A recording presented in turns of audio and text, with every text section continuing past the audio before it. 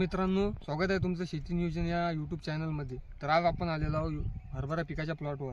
तर या प्लॉटमध्ये खूपच कमी प्रमाणात म्हणजे नसल्यासारखीच मर रोग पाहायला मिळत आहे आपल्याला।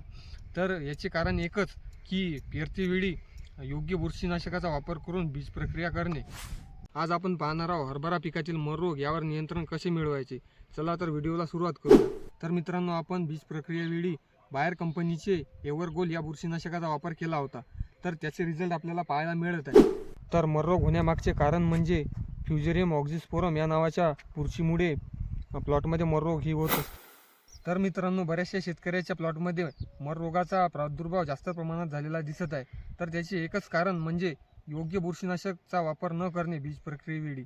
तर शेतकरी मित्रांनो, एकतर आपल्याला चांगल्या कंपनीच्या बुरशीनाशकाने बीज प्रक्रिया करणे, किंवा दुसरे म्हणजे प्लॉटमध्ये मर रोग चालू झाल्यानंतर आपल्याला इथे फवारणी करणे अत्यंत गरजेचं आहे।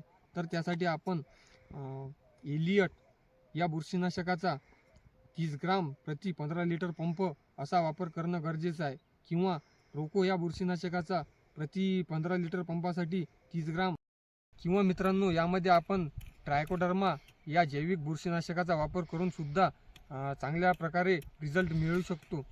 व्हिडिओ आवडला असेल तर व्हिडिओला लाईक करा, चॅनलला सबस्क्राईब करा। धन्यवाद।